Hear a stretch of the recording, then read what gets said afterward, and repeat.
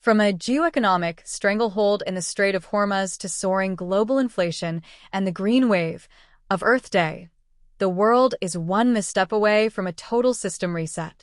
Welcome to Zenith Global News, your eye on a world at the breaking point. We dive deep into the Earth Day green wave clashing with corporate giants. The world is on a knife edge today as President Trump declares Iran is collapsing financially, losing $500 million daily under a U.S. naval blockade. Tensions exploded this morning when the IRGC fired on a container ship in the Strait of Hormuz.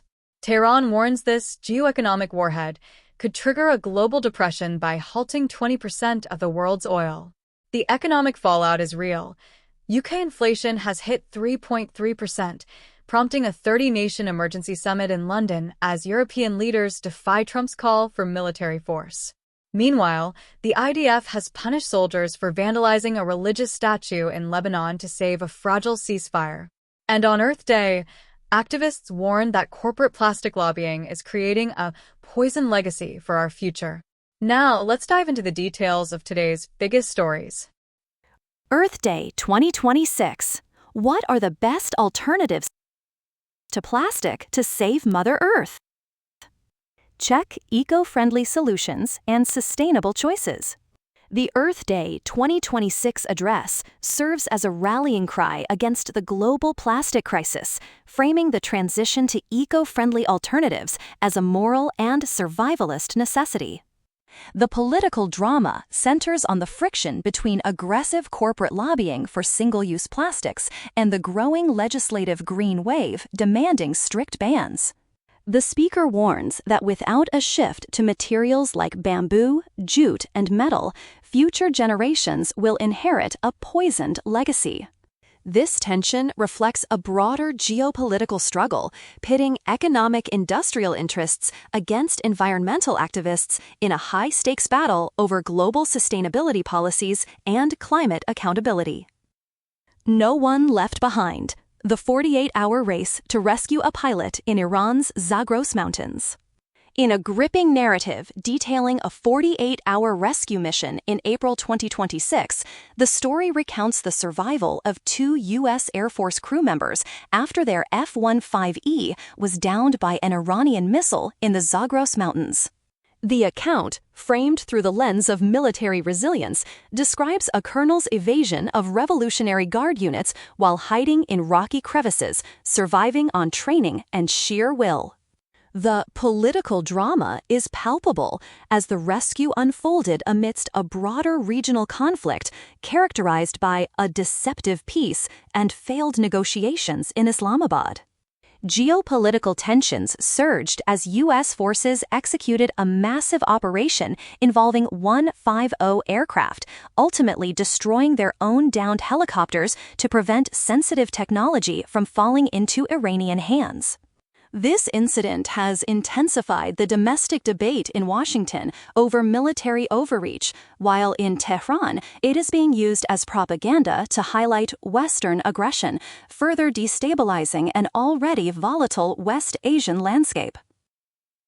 Iran attacks container ship after Trump extends ceasefire.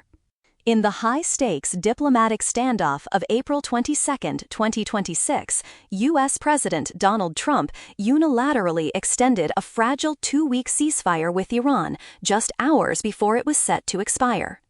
In a series of characteristic public statements and social media posts, Trump framed the move as a final opportunity for Tehran to submit a unified proposal, while simultaneously asserting that Iran is collapsing financially under the weight of a continuous U.S. naval blockade.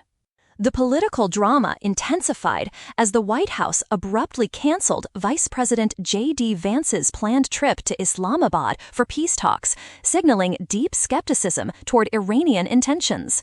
While Trump projected confidence, claiming a deal was close, Iranian officials denounced the blockade as economic fury and a violation of the truce. The tension peaked with reports of an IRGC gunboat attacking a container ship off Oman, even as the U.S. Treasury warned that Iran's oil storage facilities would reach capacity within days, effectively forcing a shutdown of their wells. This creates a volatile atmosphere of brinksmanship where the threat of renewed total war looms over every stalled negotiation. Iran fires on container ship in Strait of Hormuz amid stalled peace talks. On April 22, 2026, the fragile peace process between the U.S. and Iran suffered a major blow as the Islamic Revolutionary Guard Corps opened fire on a container ship in the Strait of Hormuz. The attack, which caused significant damage to the vessel's bridge but no casualties, occurred just hours after President Donald Trump unilaterally extended a ceasefire to give Tehran more time to submit a unified proposal. While Trump claims Iran is collapsing financially under a U.S. naval blockade, Iranian officials have condemned the blockade as piracy and a violation of the truce. The tension peaked when the White House abruptly canceled Vice President J.D. Vance's trip to Pakistan for peace talks, signaling a collapse in diplomatic confidence. With the IRGC vowing crushing blows and the U.S. refusing to lift the blockade, the region remains on a knife edge, with global energy markets reeling as the threat of total war looms once again.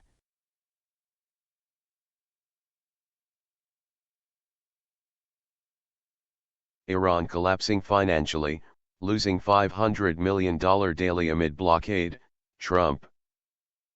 In a defiant and high-stakes address on April 22, 2026, President Donald Trump declared that Iran is collapsing financially, claiming the nation is losing $500 million daily due to a relentless U.S. naval blockade. Trump used the speech to project a position of absolute strength, asserting that the Iranian regime is suffocating and running out of time as their oil storage reaches maximum capacity. He framed the blockade not as an act of war, but as a peace-forcing mechanism designed to bring Tehran to the negotiating table on American terms.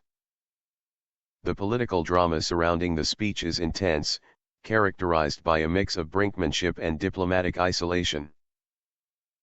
While Trump extended a fragile ceasefire by 24 hours to allow for a unified proposal from Tehran, he simultaneously sabotaged traditional diplomacy by canceling Vice President J.D. Vance's peace mission to Islamabad. This good cop, bad cop routine has sparked domestic and international uproar. Critics accuse Trump of reckless escalation that risks a global energy crisis, while supporters cheer his maximum pressure 2.0 strategy. With the IRGC retaliating by firing on commercial vessels in the Strait of Hormuz. Trump's speech has effectively cornered the Iranian leadership, turning the geopolitical landscape into a volatile powder keg where one miscalculation could ignite a total regional conflagration. UK inflation rises to 3.3% in March as Iran war impact begins to hit.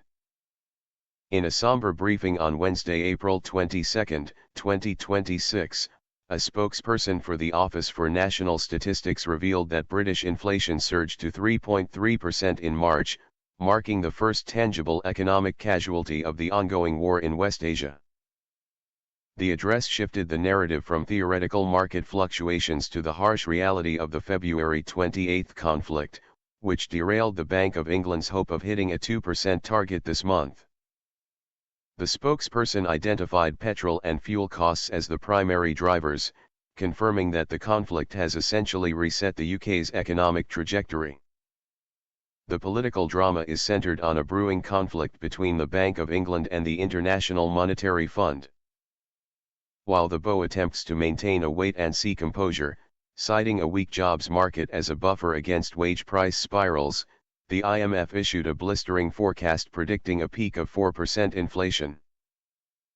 This has ignited a firestorm in Westminster, as the government faces mounting pressure to address the energy price shock while navigating the diplomatic fallout of the US-Israeli war.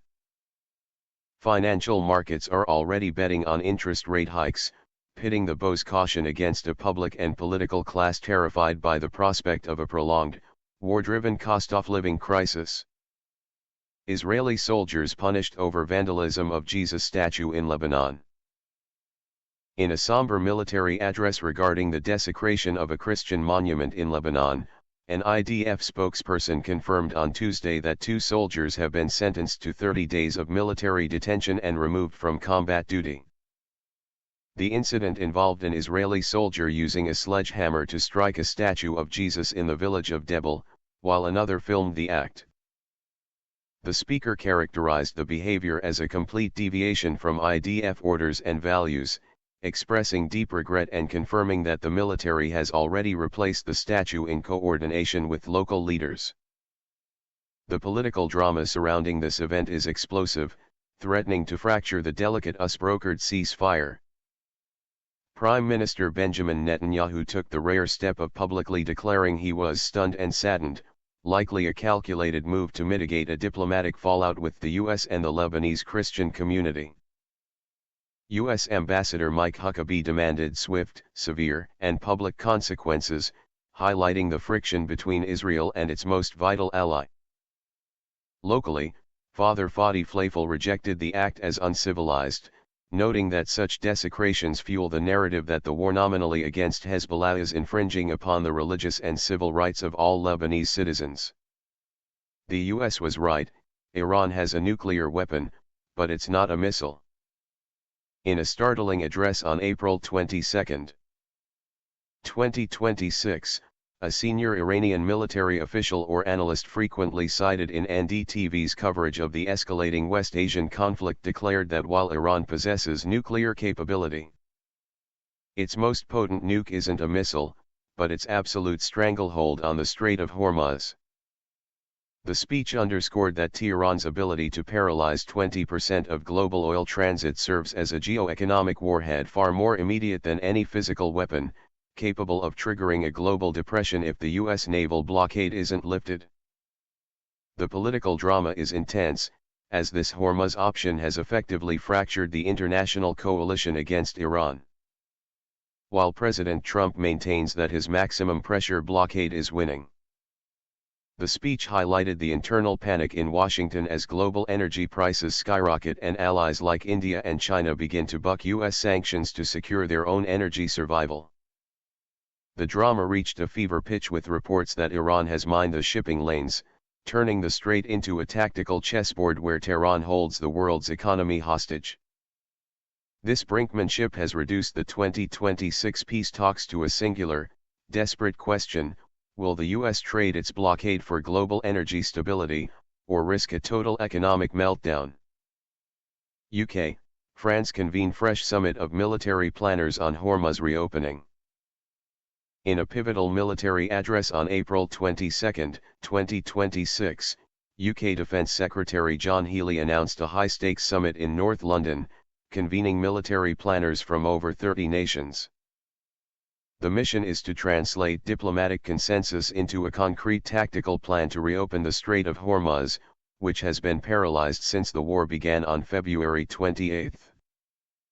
Healey emphasized that the operation would be strictly defensive, aiming to safeguard freedom of navigation for the 20% of global oil and gas exports currently held hostage by the conflict. The political drama lies in a deepening rift between European leadership and the White House. While Prime Minister Keir Starmer and President Emmanuel Macron advocate for a plan contingent on a sustainable ceasefire, they are openly defying President Donald Trump's demand to reopen the channel by force. This European resistance faces a volatile reality. Iran's recent attempt to reopen the waterway was instantly rescinded after the US seized an Iranian vessel, effectively trapping the UK and France between Trump's maximum pressure blockade and Tehran's Hormuz option. The summit serves as a desperate attempt to find a multilateral exit before the energy crisis forces a more violent and potentially uncontrolled escalation. If you value real, balanced reporting from across the globe, make sure to like, share, and subscribe. Turn on notifications so you never miss the stories that matter. Stay informed, stay aware, stay ahead. Only on Zenith Global News.